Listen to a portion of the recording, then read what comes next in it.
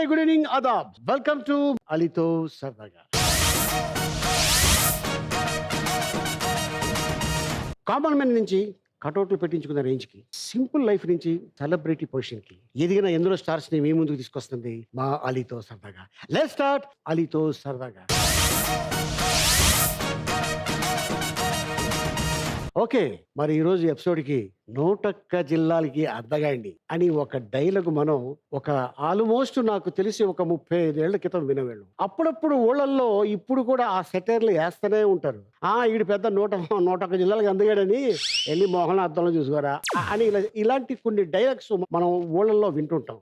ఈ టైటిల్ని తీసుకొని కథ తయారు చేసి ఒక అద్భుతమైన సినిమా చేశాడు ఆ అందగాడు. మరి ఆ అందగాడు ఒకప్పుడు నటుడు, డైరెక్టర్, మంచి ఫ్రెండ్, కమెడియన్, ఇంకా చాలా క్వాలిటీస్ ఉన్నాయి. ఏమాత్రం ఆలోచన చేయకుండా మరి ఆ క్యాండిడేట్ ని పిలిచేద్దాం. Let's welcome. అతను అష్టాచెమ్మతో తెలుగు తెరపైకొచ్చిన అజానుబాహుడు. విభిన్న పాత్రలతో ప్రేక్షకులను అలరిస్తున్న ప్రతిభగల నటుడు. హీరో రోల్ అయినా, సపోర్టింగ్ రోల్ అయినా, రచయితగానైనా, దర్శకుడిగానైనా ప్రేక్షకులకు 10 కాలాల పాటు గుర్తుండిపోయే పాత్రలతో, చిత్రాలతో అలరిస్తున్న ఈ 101 జిల్లాల అందగాడు ఈ రోజు మన ముందుకు రాబోతున్నాడు. Please welcome the versatile star అవసరాల శ్రీనివాస్.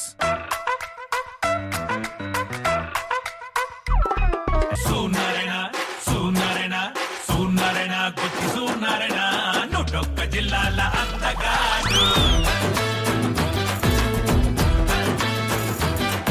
101 జిల్లాల అందగాడు. వెల్కమ్ టు అలీతో సరదాగా, Avasarala Srinivas. Thank you sir. నీ హైట్ ఎంత? 6'4" సార్. ఏం చేసుకుంటావు? నాకు కూడా ఎవరైనా అడిగితే ఇచ్చేద్దామని ఉంది. నీ హైట్ నీకు ప్లస్సా మైనస్సా? ప్లస్ మైనస్ అంటే ఓన్లీ టైం మైనస్ ట్రావెలింగ్ అప్పుడు సార్. ఏ విధంగా? సీట్లో కాళ్ళు కాళ్ళు సరిపోవు, ఫ్లైట్ లో సరిపోవు, కార్లో, ట్రైన్ లో బెర్తులు సరిపోవు. మీకోసం ఏమైనా స్పెషల్ గా ఏమైనా తయారు చేసే నడక తొందరగా నడుస్తుంది. సో నీతో పాటు ఫాలో అవ్వాలంటే చాలా కష్టం.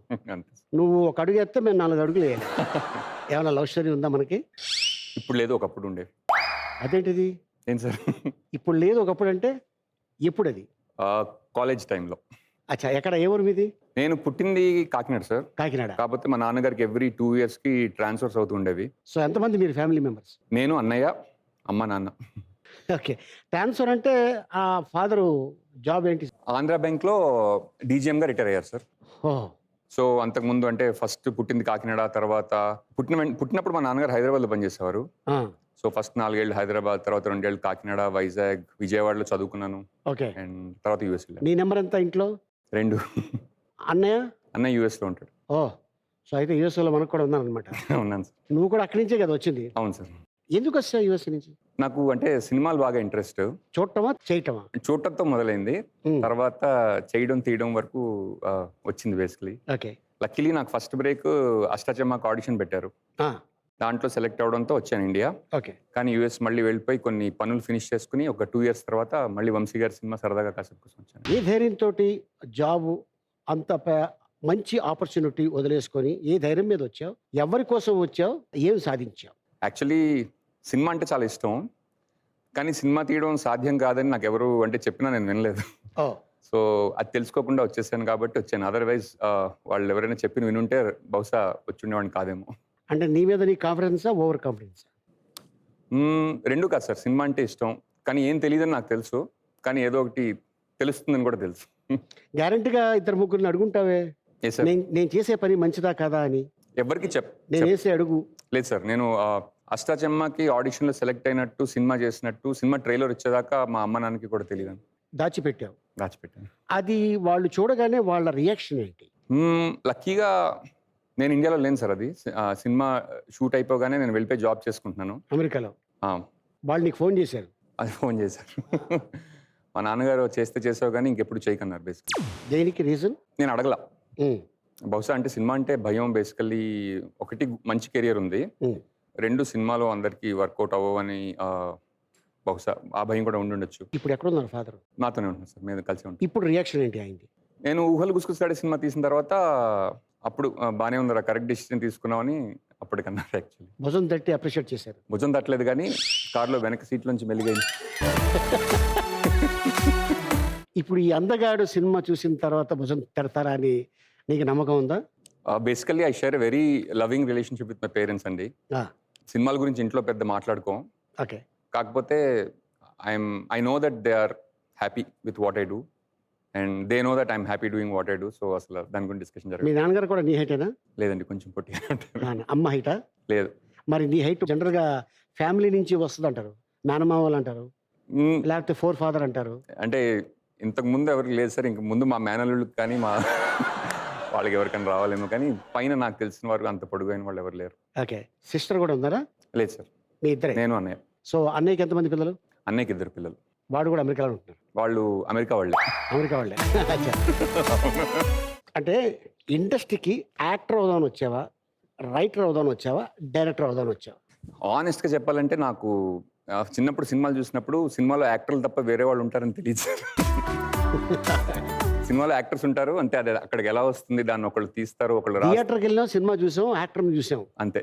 డైరెక్టర్ ఎవరు, రైటర్ ఎవరు ఏం తెలియదు, కెమెరామెన్ ఎవరు ఏం తెలియదు సార్, శాంతిక నిపుణులు ఎవరు అనేది తెలియదు. ఏం తెలియదు. ఓకే. సో యాక్టర్ అవుదామని ఇంట్రెస్ట్ ఫస్ట్ ఆఫ్ ఆల్. కాకపోతే మెల్లిగా దాన్ని బట్టి అంటే మనకి ఇష్టమైన యాక్టర్లు అంటే ఎవరెవరు అంటే చేస్తున్న సినిమాలు చూసి చూసి అది ఎవరు తీశారు, ఎవరు రాశారు అని సినిమా అంటే కొంచెం వయసు వచ్చాక చాలా ఉంటాయని తెలిసింది. ఓకే. సో ఆ తర్వాత కొంచెం ఇంట్రెస్ట్ రైటింగ్ మీదకి మళ్ళీ ఎవరైనా ఇన్స్పిరేషనా నీకు? ఇన్స్పిరేషన్ అంటే నాకు ఫేవరెట్ రైటర్స్ ఉన్నారు సార్. కాకపోతే అంటే ఒకళ్ళకి వర్కౌట్ అయిన లైఫ్ అందరికీ వర్కౌట్ అవుతుందని నాకు ఎప్పుడు అనిపించలేదు. కాకపోతే మన మనసులో అంటే రాస్తున్నప్పుడు వాళ్ళు క్రియేట్ చేసిన గ్రేట్ వర్క్, నాకు ముళ్ళపూడి వెంకటరమణ గారు రచనలు అంటే చాలా ఇష్టం. సో రాస్తున్నప్పుడు అంటే ఆయన సినిమాలు చూసినప్పుడు చాలా లాంగ్వేజ్ని భలే యూజ్ చేస్తున్నారు, ఇలా మనం కూడా యూజ్ చేస్తే బాగుంటుంది అనిపిస్తుంది. సో ఈ ఇండస్ట్రీలో నీకంటూ అంటే I mean me family members ఎవరు లేరు? లేరు సార్. అంటే నాకు ఇండస్ట్రీలో కానీ చాలా క్లోజ్ ఫ్రెండ్స్ ఉన్నారు. అది ఓకే. ఇండస్ట్రీకి వచ్చిన తర్వాత చాలా మంది ఫ్రెండ్స్ అవుతారు. అవును. అంటే కష్టపడి వచ్చావా ఇండస్ట్రీకి, లేకపోతే వచ్చిన తర్వాత కష్టపడ్డావా? చెప్పాలంటే ఎంట్రీ చాలా లక్కీగానే జరిగింది సార్. తర్వాత వచ్చిన బ్రేక్స్ కూడా మంచి బ్రేక్సే వచ్చాయి, లక్కీగానే వచ్చాయి. కానీ అంటే మధ్యలో కొంచెం టైం పట్టింది. ఫస్ట్ అంటే యాక్టర్గా వచ్చి డైరెక్టర్ అవ్వాలి అంటే స్క్రిప్ట్ రాసుకుని దాన్ని ప్రొడ్యూసర్కి తీసి టైం పట్టింది. బట్ మంచి ప్రొడ్యూసర్ బ్రేక్ దొరికింది ఫస్ట్ సినిమా. ఆ తర్వాత మంచి యాక్టర్లు పరిచయం చేసే అవకాశం దొరికింది. సో వచ్చిన తర్వాత మధ్య మధ్యలో కష్టాలు వచ్చిన overall it's been a very happy journey అని చెప్పాలి. ఓకే. అష్టాచమ్మ సినిమా చూసి ఒక పెద్ద తెలుగు హీరో కాల్ చేస్తే ఆ కాల్ ఎండ్ అయ్యే వరకు ఆయన్ని గుర్తుపట్టలేదంట నువ్వు. అవును సార్. ఎవరు ఆ హీరో? బేసికల్లీ ఒక కాల్ వచ్చింది సినిమా అయిపోయిన తర్వాత. ఆయన పేరు చెప్పారు, పేరు మీకు తర్వాత చెప్తాను. పేరు చెప్పి నాకు పేరు తెలిసిన పేరే, చాలా ఫేమస్ పేరు. అంటే మనకి ఆ పేరు గల వ్యక్తి ఫోన్ చేస్తారని నేను ఎప్పుడూ అనుకోలేదు. సో ఆ పేరుతో ఉన్నవాళ్ళు వేరే ఎవరో ఫోన్ చేశారని చెప్పి మాట్లాడుతున్నాను. ఆయన చాలా బాగా చేశారండి అది ఇది అని చాలా అంటే గౌరవంతో మాట్లాడుతున్నారు. అండ్ నేను కూడా థ్యాంక్స్ అండి అని. కనీసం మధ్యలో సార్ ఎక్స్క్యూజ్ మీ సార్ మీరు ఎవరు మాట్లాడుతున్నారో ఒకసారి పేరు చెప్పరా అని కూడా నువ్వు అడగలేదా? లేదండి, ఎందుకంటే first of all first cinema రివ్యూలు అంటే చాలా నర్వస్ రియాక్షన్. అమెరికాలో ఉంటున్నాను నేను, అప్పుడు వెళ్ళిపోయాను కదా. సో ఫోన్ వచ్చేసరికి పేరు చెప్పారు కానీ నాకు కరెక్ట్గా కనెక్ట్ అవ్వట్లేదు. అది నడుస్తుంది బుర్రలో, ఎవరై ఉంటారని ప్యారలల్గా నడుస్తుంది. అంతా మాట్లాడేసిన తర్వాత మళ్ళీ ఇంకొకసారి మనం పేరు అడిగితే బాగుంటుందా బాగుండదా కూడా అనిపించి, సార్ మీ పేరు సార్ అంటే, నా పేరు నన్ను రవితేజ అంటారండి అన్నారు.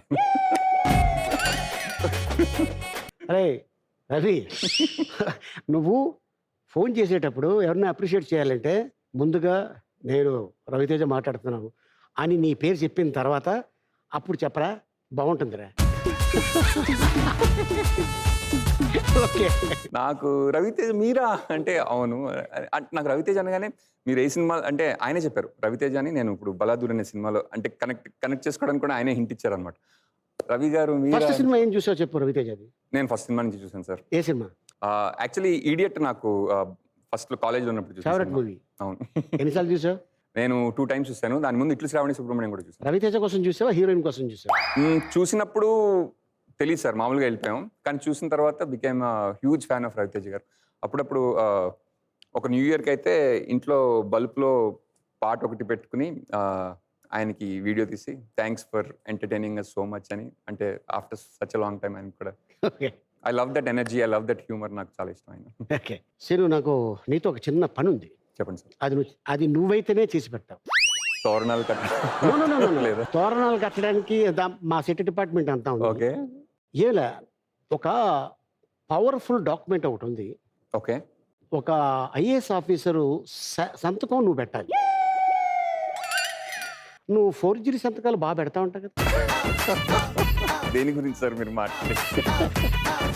అలా దొరికిపోయి ఉంటాయి కదా సార్ చిన్నప్పుడు. అప్పుడే మానేసా. దొరికిపోయాను ఒకసారి. దొరికినప్పుడు రియాక్షన్ ఏంటి? వాళ్ళ రియాక్షన్ ఏంటి? వాళ్ళు ఏం చేశారు? వదిలేశారా, కొట్టారా, దండించారా, కంప్లైంట్ చేశారా? యాక్చువల్లీ మేడం అంటే టీచర్ నాకు అంటే చాలా ఫేవరెట్ టీచర్. ఏం అనలేదు పాపం ఆవిడ. అంటే నేను ఒక్కడనే కాదు, వెనకాల 7-8 మంది ఎందుకు పెట్టాల్సి వచ్చింది? ఎందుకు పెట్టాల్సి వచ్చింది ఫోర్జరీ సంతకం? మార్క్స్ సరిగ్గా రాలేదు ఒకసారి. ఎవరికి? నీకు రాలేదా, ఫ్రెండ్కి రాలేదా? నాకు రాలేదు, నాతో పాటు చాలా మంది రాలేదు. రాకపోతే ఆన్సర్ షీట్ ఇచ్చి ఇంటికి వెళ్ళి సంతకం పెట్టించుకురమ్మంటారు కదా, ఇచ్చి పెట్టించుకురమ్మన్నారు. ఇంటి దాకా ఎందుకు సంతకం పెట్టడం అని చెప్పి అప్పుడే పెట్టేసా క్లాస్లో. నాతో పాటు మా ఫ్రెండ్స్ అందరు కూడా వచ్చి వాళ్ళ నాన్నగారి పేర్లు చెప్పి నా చేత సంతకం పెట్టించుకున్నారు అనమాట. అందరి పేర్లు సంతకం పెట్టేసిన తర్వాత ఎంతమందికి పెట్టావు? గుర్తులేదు సార్, 5-6 ఉంటారు. అందులో నార్త్ ఇండియన్ పేర్లు. డాక్యుమెంట్ తెప్పించినప్పుడు సో ఇలా చేసావు అనమాట. ఆవిడ టీచర్ ఈ ఆన్సర్ ఒకటి నేను తప్పు కరెక్ట్ చేశాను, మీ ఆన్సర్ షీట్స్ అన్ని వెనక్కి ఇచ్చేయండి, ఎక్స్ట్రా మార్కులు వేసి ఇస్తానని చెప్పి అందరు ఆన్సర్ షీట్లు వెనక్కి తీసుకున్నారు. అదే పీరియడ్లో క్లాస్లోనే ఆన్సర్ షీట్లు ఇచ్చినప్పుడు సంతకాలు ఎలా వచ్చాయి అన్నది చిన్న డిస్కషన్ జరిగింది. ఆవిడ మమ్మల్ని క్షమించారు. జరిగాయి. క్షమించారు ఆవిడ మమ్మల్ని. మ్యాటర్ చెప్పావు? చెప్పాను, తెలిసిపోయింది. ఏం చదివావు? నేను మెకానికల్ ఇంజనీరింగ్లో మాస్టర్స్ చేశానండి. తర్వాత మాస్టర్ ఆఫ్ ఫైన్ ఆర్ట్స్ మొదలుపెట్టి మధ్యలో ఆపేశాను. అంతే. ఓకే.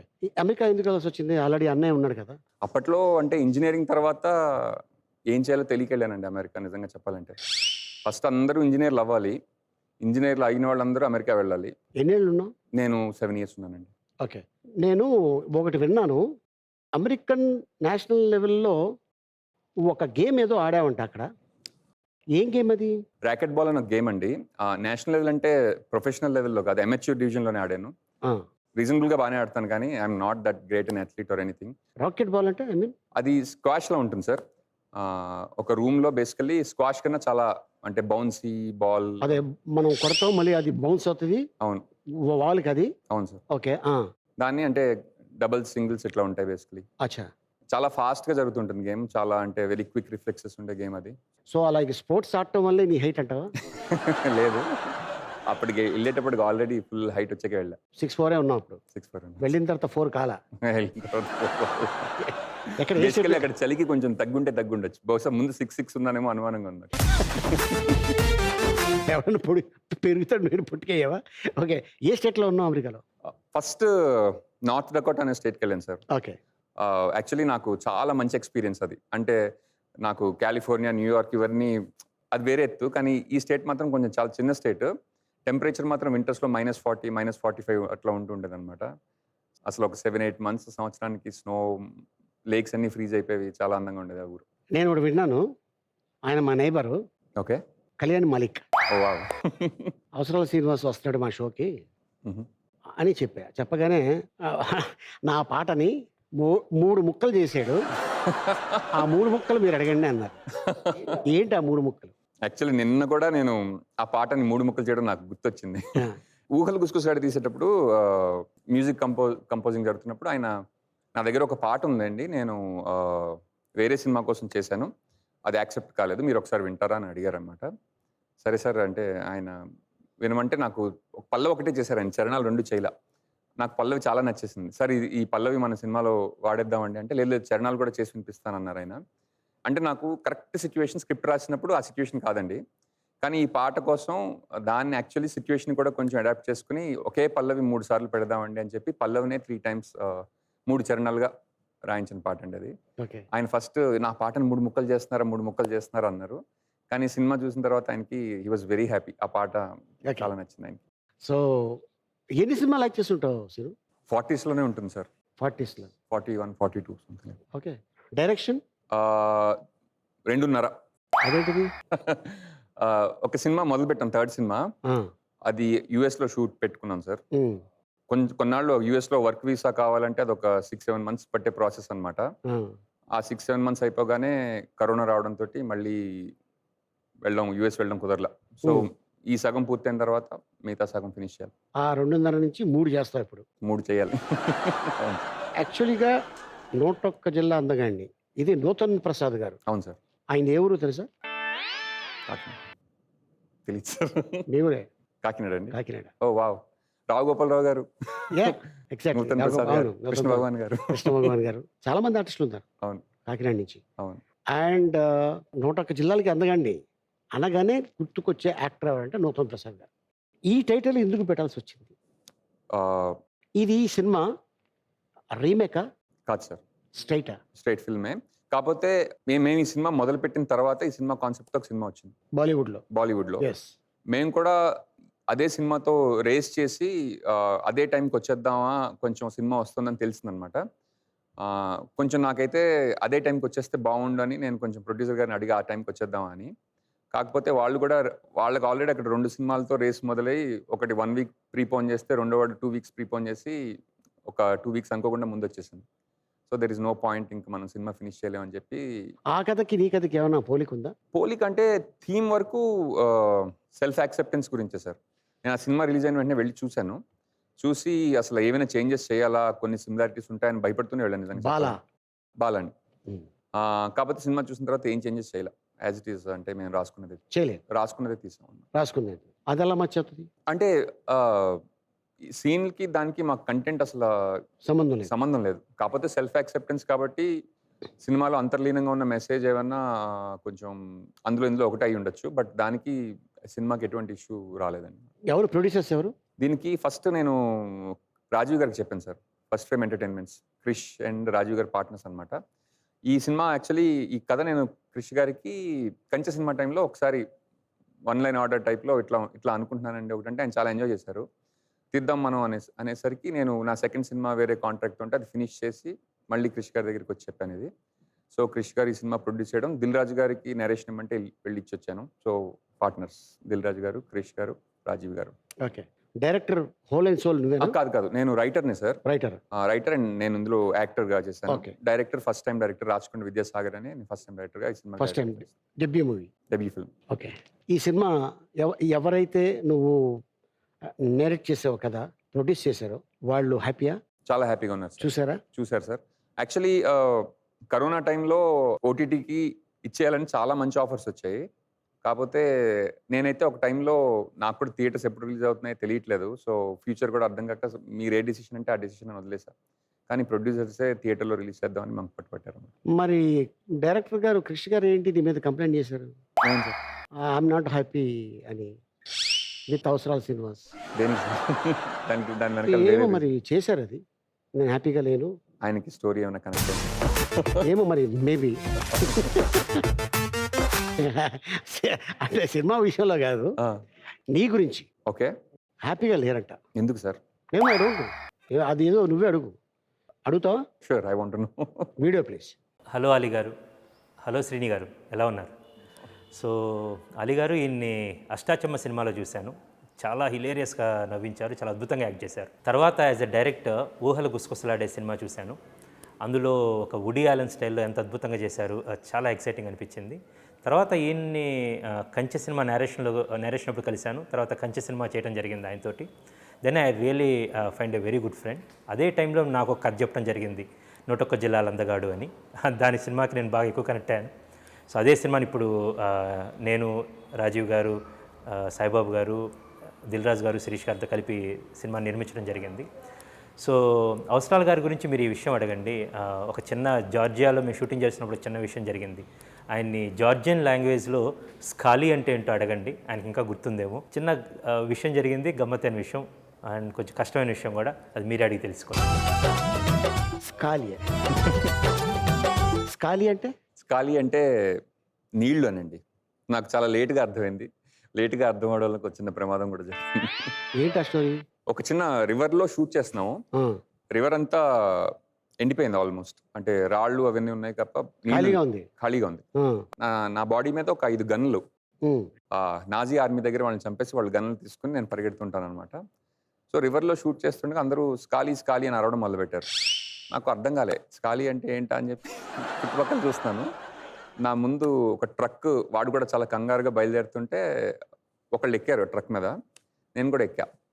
ఆ తర్వాత పక్కకి తిరిగి చూస్తే ఆ రివర్ నిండిపోయి నీళ్ళు వచ్చేస్తున్నాయి. అంటే అప్పటిదాకా చాలా పెద్ద వర్షం పడింది అనమాట. ఓ సో కరెక్ట్గా ఫ్లాష్ ఫ్లడ్ మధ్యలో ఉన్నాము. నేను ఇది జీప్ మీద కూర్చుంటే అయ్యే వ్యవహారం కాదని చెప్పి లేచి దిగుదామని జీప్ మీద నుంచున్నా. అదొక పికప్ ట్రక్. డ్రైవర్ కూడా అప్పుడే ఎక్కాడు అనమాట. సో ఫాస్ట్గా జీప్ టేక్ ఆఫ్ అయిపోయింది. నేను జీప్ నుంచి కింద పడిపోయాను. చెయ్యి ఇరిగింది బేసికలీ. లాస్ట్ ఒక త్రీ డేస్ షూట్ ఆల్మోస్ట్ అయిపోయింది. లాస్ట్ 3 డేస్ షూట్ నా వల్ల అక్కడ చేయలేపారు యాక్చువల్లీ. అయ్యో స్కాలీ అంటే నీళ్లు అని నాకు ముందే తెలిసినట్టయితే నేను జీప్ ఎక్కేవాడిని కాదన్న. స్కాలీ ఆ స్కాలీ నిన్ను డ్యామేజ్ చేసింది. తర్వాత హాస్పిటల్కి వెళ్ళా. హాస్పిటల్కి వెళ్తే నాకు చెయ్యి బాగా విరిగిందని అర్థమైంది.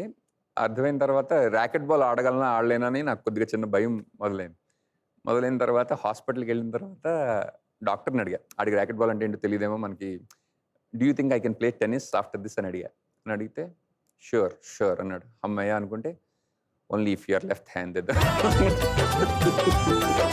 వారిని ఇదేంట్రా నా ర్యాకెట్ బాల్ అయిపోయినట్టు అనుకున్నాను. But it took some time but recovered. So ఇప్పుడు ఆడుతున్నాం. ఇప్పుడు అంటే కరోనా మొదలైనప్పటి నుంచి కొద్దిగా సో ఆర్టిస్ట్గా బాగా గుర్తింపు వచ్చే టైంలో నెగిటివ్ షేడ్ ఉన్న క్యారెక్టర్ ఎందుకు చేయాల్సి వచ్చింది? అప్లికేషనా లేకపోతే కొంచెం వేరియేషనా? విలన్ అయితే కొంచెం రేప్ సీన్లు ఇలాంటివి ఉంటాయనే?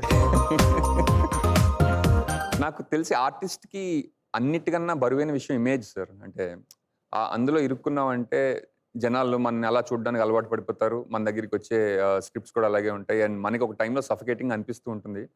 సో అందుకే నేను యాక్చువల్లీ పెద్ద ఎక్కువ అంటే చేసిన రోలే మళ్ళీ చేయకుండా ఉండడానికి ట్రై చేస్తూ ఉన్నాను కొన్నాళ్ళు. కాకపోతే ఆ గుడ్ బాయ్ ఇమేజ్ కూడా నాకు అది కూడా బరువే యాక్చువల్లీ. ఒక యాక్టర్కి కంప్లీట్ స్పెక్ట్రమ్ ఎక్స్ప్లోర్ చేయడానికి అది కూడా అడ్డుపడుతుంది. So I just wanted to get out of that image and do a bad role. అందగాడు అంటే ఎందుకు చేయాల్సి వచ్చింది ఈ కాన్సెప్ట్? అంటే బోల్డ్ అని కాన్సెప్ట్లు ఉన్నాయి కదా. అవును సార్. రీజన్ ఏంటి? అంటే నీ లైఫ్లో జరిగిందా, లేకపోతే ఎక్కడైనా జరిగితే విన్నావా, చూసావా? అంటే సినిమాల్లో కొంచెం, అంటే సినిమాల్లో కాదు సార్, సాధారణంగా సొసైటీలో కొంచెం బాడీ షేమింగ్ మీద అవేర్నెస్ అప్పుడప్పుడే పెరుగుతుందన్నమాట. పెరుగుతుంటే చిన్నప్పటి నుంచి నేను కూడా కొంతమంది మీద జోక్స్ వేసిన నాకు కూడా గుర్తొచ్చాయి. అంటే తెలియనితనంలో అన్న మాటలు గుర్తొచ్చి తర్వాత వాళ్ళు దానికి ఎంత బాధపడి ఉంటారో ఆలోచించా బేసికలీ. అంటే కాన్ఫిడెన్స్ లేకపోవడం మనిషిని అంటే అన్ని స్పియర్స్లోనూ కొంచెం దెబ్బతీస్తుందని అనిపించి దాన్ని అడ్రస్ చేయాలనిపించి క్రిష్ గారితో కూడా ఈ విషయం మీద టాపిక్ వచ్చినప్పుడు దీని మీద నాకు ఒక సినిమా చేయాలనుందండి. అంటే మనం మెసేజ్లు ఇచ్చేంత మనకు తెలుసో తెలీదో నాకు తెలీదు. కాకపోతే దాన్ని ఆనెస్ట్గా ఎక్స్ప్లోర్ చేస్తే ఆ ఫీలింగ్ ఉన్న వాళ్ళు ఎవరైనా కొంచెం తేలిక పడతారని నాకు అనిపించింది. And I wanted to do that. Okay, నేను మధ్యలో ఒక వీడియో చూసా. ఓకే, నాకు తెలిసింది. ఒక కో డైరెక్టర్, నీ అసిస్టెంట్ డైరెక్టర్, లేకపోతే నీ ఫ్రెండ్, లేకపోతే నాకు అసిస్టెంట్ నీతో గొడవ పడుతూ హడావడి చేసి ఆ విగ్గు లాకెళ్తారా వాడిని వెళ్ళకుండా ఏంటి ఇది? పబ్లిసిటీ కోసమా లేకపోతే ఏంటి? పబ్లిసిటీయే. కాకపోతే మేము వీడియో చేసినప్పుడు ఏం ప్లాన్స్ లేవు సార్, ఎట్లా చేద్దాం ఏంటన్నది ఏం అనుకోలేదు. కాకపోతే ఫోటోషూట్ అయింది అప్పుడే. సో దీనిలో కూడా ఒకటి చేస్తే మనకి ఎందుకో సంహౌ ఆ ఇన్స్టింక్ట్ అట్లా వచ్చింది. సో ఆ వీడియో చేసాం అప్పుడు. సాధారణంగా కాంట్రవర్సీస్ అంటే పెద్దగా నాకు సినిమాకి హెల్ప్ అవుతాయని నాకు ఎప్పుడు అనిపించలేదు సార్. కానీ ఈ సినిమాకి నాకు ఆ వీడియో కొద్దిగా కరెక్ట్ అనిపించింది. ఎందుకంటే ఆ వీడియో పెట్టినప్పుడు జనాల రెస్పాన్సెస్ కూడా బాడీ షేమింగ్ మీదే ఉన్నాయి. 90% బాడీ షేమింగ్ మీదే ఉన్నాయి. ఆ యూజ్ చేసే లాంగ్వేజ్ అదంతా కూడా అంటే రియల్ ప్రాబ్లమ్ అని నా ఫీలింగ్. సో ఈ సినిమా వరకు నాకు అది నేను డెఫినెట్గా దాన్ని జడ్జ్ చేసుకుంటాను. నేను దీనికోసం చేయించుకున్నావా? షేవా సార్? అంటే ఫస్ట్ ప్రాస్థెటిక్ పెడదామని అనుకున్నాం. కానీ ప్రాస్థెటిక్ పెట్టి చూసిన తర్వాత అది ఒక ఉబ్బిన గుమ్మడికాయలో వచ్చింది. షేవ్ చేస్తేనే బెటర్ అనిపించింది. చేయించాను. ఇది ఒరిజినల్? ఇప్పుడు ఇది ఒరిజినల్ సార్. ఇది ఎలాను? ఒరిజినల్. ఇండస్ట్రీలో నీకు బాగా సపోర్ట్ చేసిన వ్యక్తి ఎవరు? నాకు యాక్టర్స్లో నాని సార్, అండ్ డైరెక్టర్స్లో మోహన్ కృష్ణ ఇంద్రగంటి అండ్ కళ్యాణి మాలిక్ గారు నాకు చాలా మంచి ఫ్రెండ్. నా ఫస్ట్ సినిమా డైరెక్టింగ్కి ఆయనే దారి చూపించారు. వీళ్ళంతా కూడా నాకు ఫస్ట్ అష్టాచెమ్మ నుంచే పరిచయం. సో ఆ తర్వాత నాకు కంచె ద్వారా క్రిష్ గారు, రాజీవ్ గారు పరిచయం. అండ్ సాయి కొరపాటి గారితో 2 సినిమాలు చేశాను. And he also encourage me lot. Okay, అంటే ఇండస్ట్రీలో ఈ వ్యక్తి వల్ల నేను ఇక్కడ కూర్చున్నాను అని నువ్వు అనుకుంటే మొదటి పేరు ఎవరి పేరు చెప్తావు? Mohan Krishna Indraganti. Okay, because of Ashtachamma? Yeah. అవునా? 100%. Sure. Video please. Oh wow. Hi Ali గారు, హాయ్ శ్రీని. ఇలా ఆలీతో సరదాగా కార్యక్రమంలో శ్రీనిని మిమ్మల్ని ఇలా పలకరించడం చాలా ఆనందంగా ఉంది. అష్టాచెమ్మ ఆ సినిమాలో శ్రీనివాస్ అవసరాల ఇంట్రడక్షన్ సీన్లో డైలాగ్ ఏంటంటే 6 అడుగుల ఎత్తు 60 కోట్ల సొత్తు ఉన్న యూత్ అనేదో ఒక డైలాగ్ రాసినట్టు గుర్తు. 6 అడుగుల ఎత్తు ఎలాగా ఉంది, 60 కోట్లు కూడా వీలైనంత త్వరగా దగ్గర అవ్వాలని నా కోరిక. 2007 సంవత్సరంలో అనుకుంటాను న్యూయార్క్లో బార్న్స్ అండ్ నోబుల్ పుస్తకాల షాప్లో చాలాసేపు తల ఎత్తితే కానీ కనబడినంత ఎత్తులో శ్రీనివాస్ అవసరాన్ని మొట్టమొదటిసారిగా చూడడం జరిగింది. అతను పంపించిన ఒక వీడియో చూసి అతని అష్టాచెమ్మకి సెకండ్ లీడ్కి మేము నానితో పాటు నేను ఎంపిక చేయడం జరిగింది. అప్పటి నుంచి కూడా శ్రీని హ్యాస్ బీన్ నాకు ఒక ఆప్తుడు, ఒక గొప్ప మిత్రుడు. అంతేకాకుండా ఒక రచయిత కింద కూడా నాకు ఎప్పుడు నాకేమన్నా నా రచనల గురించి కానీ నా సినిమా గురించి కానీ ఏమన్నా అనుమానాలు ఉన్న డౌట్స్ ఉన్నా కూడా నేను శ్రీనితో చర్చిస్తూ ఉంటాను. నేను అలా గంటలు మేము సినిమాల గురించి, మాకు నచ్చిన సినిమాల గురించి, ఒకరికొకరు చూడాల్సిన సినిమాల గురించి, మాకు నచ్చిన స్క్రిప్ట్ల గురించి, మాకు నచ్చిన రచయితల గురించి తెలుగు ఆంగ్ల సాహిత్యాల్లో కూడా గంటలు మేము చర్చించుకోవడం అనేది నేను ఎప్పటికీ మర్చిపోలేను. శ్రీని ఇంటికి వెళ్ళి నేను వాళ్ళ ఇంట్లో వాళ్ళ అమ్మగారి చేతి వంట, వాళ్ళ నాన్నగారి హాస్య చతురత, వాళ్ళ అన్నయ్య యొక్క హాస్పిటాలిటీ ఇవన్నీ కూడా నేను experience. I continue to visit Srini. And ఇప్పటికీ నిజంగా నిజాయితీగా నాకు తెలుగు సినిమా ఇండస్ట్రీలో ఉన్న one and only closest friend అని అంటే శ్రీనివాస్ అవసరాలని నేను చెప్తాను. నాకు ముఖ్యంగా ఆనందం, గర్వం కలిగించే విషయం ఏంటంటే కేవలం ఒక నటుడిగానే కాకుండా నేను ఏదైతే అనుమానించానో అది నిజం చేసి శ్రీని నిరూపించాడు. ఒక అద్భుతమైన రచయిత, మాటల రచయిత, స్క్రీన్ ప్లే రచయిత, నటుడు, దర్శకుడు కూడా. ఊహలు గుసగుసలాడే, జోచితానంద నాకు చాలా చాలా నచ్చిన సినిమాలు. ఇప్పుడు రాబోయే 101 జిల్లాల అందగాడు కూడా తనే రాశాడు, నటించాడు. చాలా ట్రైలర్, టీజర్ కూడా నాకు చాలా ఎక్సైటింగ్గా ఉన్నాయి. I'm really looking forward. రాబోతుంది త్వరలో. కాబట్టి he's very very very dear to me Srinivas Avasarala. నా దృష్టిలో భవిష్యత్తులో కూడా తెలుగు సినిమా రంగానికి శ్రీని ఒక రచయిత కింద, దర్శకుడి కింద, నటుడి కింద కూడా మరెన్నో సేవలు అందించి తనదంటూ ఒక ముద్రని మరింత గాఢంగా చేసుకుని ప్రేక్షకులకు మరింత దగ్గర అవ్వాలి అని నేను మనస్ఫూర్తిగా కోరుకుంటున్నాను. Srini, I love you lot. All the very best.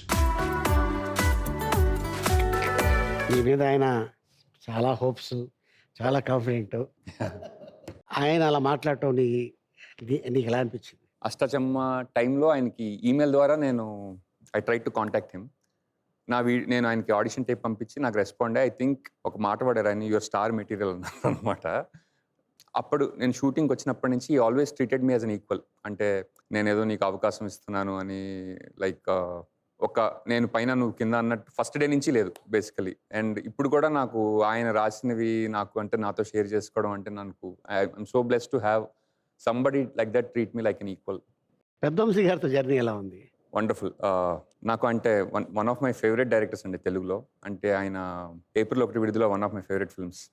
And ladies టైలర్లో లైక్ ఫస్ట్లో ఆ మెషిన్ కట్లో ఎడిటింగ్ అదంతా లైక్ నాకు కంప్లీట్లీ లైక్ తెలుగు సినిమాని ఆల్మోస్ట్ లైక్ ఇంటర్నేషనల్ స్థాయికి తీసుకెళ్ళిన క్రాఫ్ట్ మేకర్ అని, ఆయన ఫిల్మ్ మేకర్ అని నా feeling. Super excited to work with him. And cinema షూటింగ్లో కూడా చాలా చాలా అంటే నాకు ఆయన సినిమాలు చూస్తే ఎంత ఎంటర్టైనింగ్గా ఉంటుందో ఆయనతో పనిచేస్తున్నా కూడా అంత ఎంటర్టైనింగ్గా ఉంటుంది. చాలా బెదిరించినట్టు కదా రకరకాలుగా.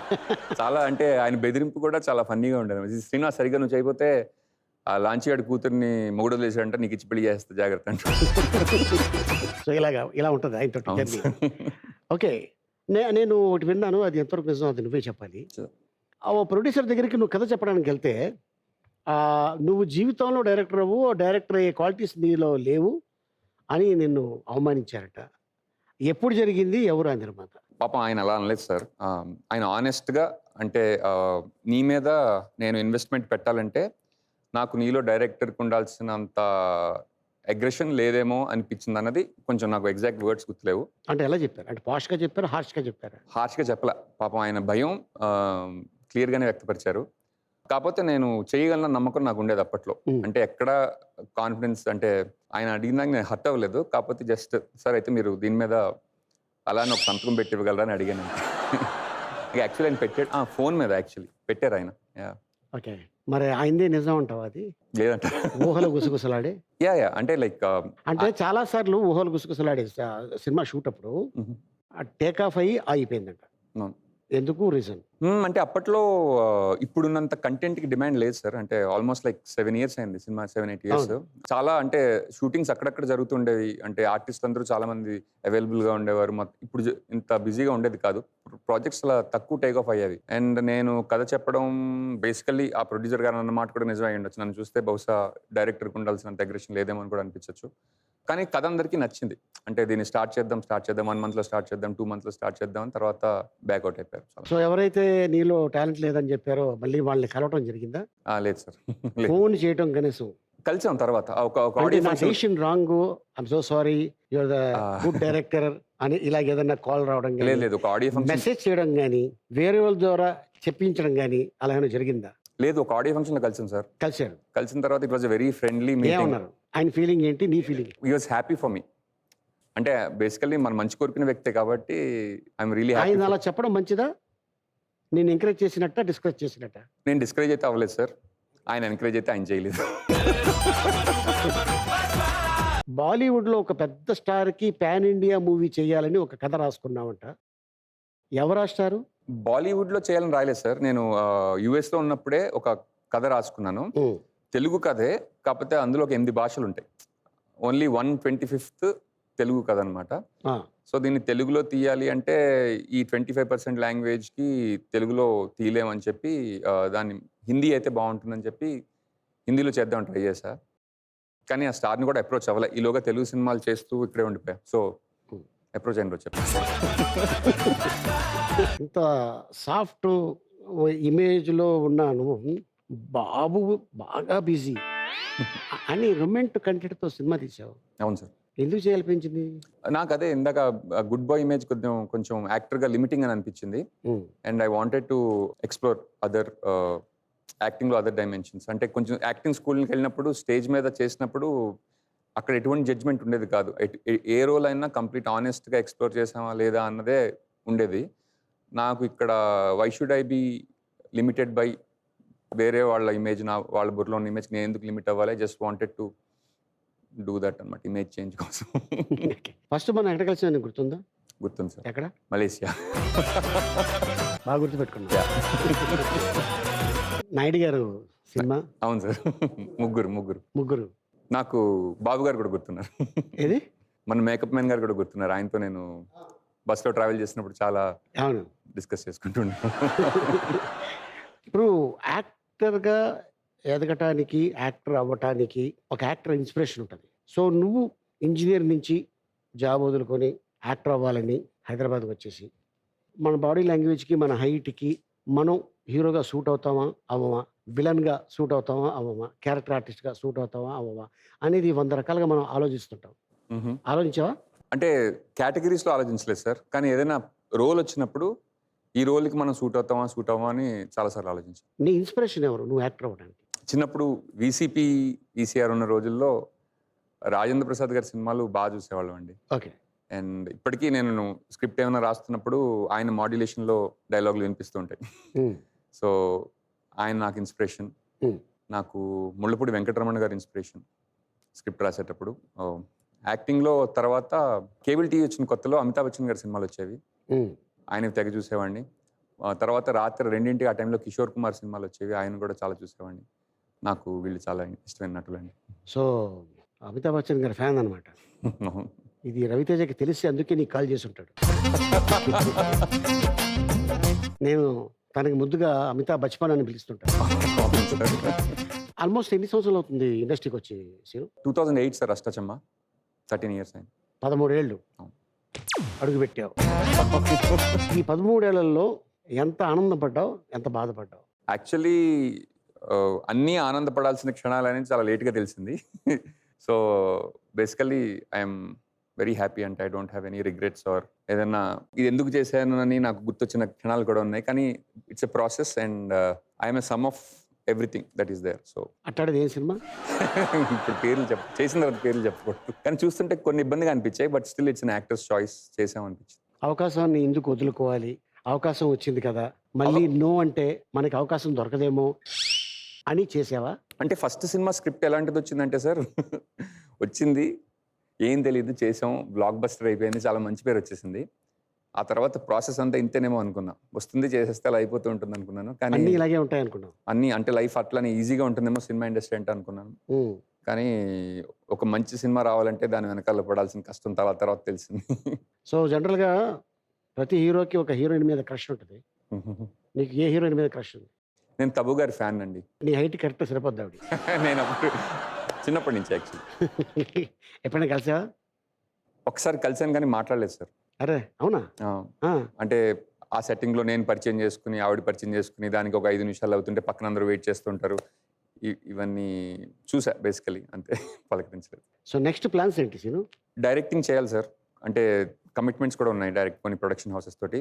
కాకపోతే నా కథలు నేనే రాసుకోవడం కొంచెం చాలా స్లో ప్రాసెస్. అంటే ఒక్క సినిమా ఫలానా అమ్మాయి అయితే 2 ఏళ్ళు పట్టింది రాయడానికి. సో నా మెయిన్ ఇప్పటి నుంచి ఫార్వర్డ్ గోల్ మంచి రోల్స్ వస్తే చేస్తాను. And but I utilise my time for writing and directing అనుకుంటున్నాను సార్. సో ఇప్పుడు ఈ 101 జిల్లా అందగాడిలో నీతో పాటు నటించిన నటీనటిలో రుహానీ శర్మ నటించారు సార్. Okay. అంతకుముందు చిలాసో అనే ఒక సినిమా చేశారు.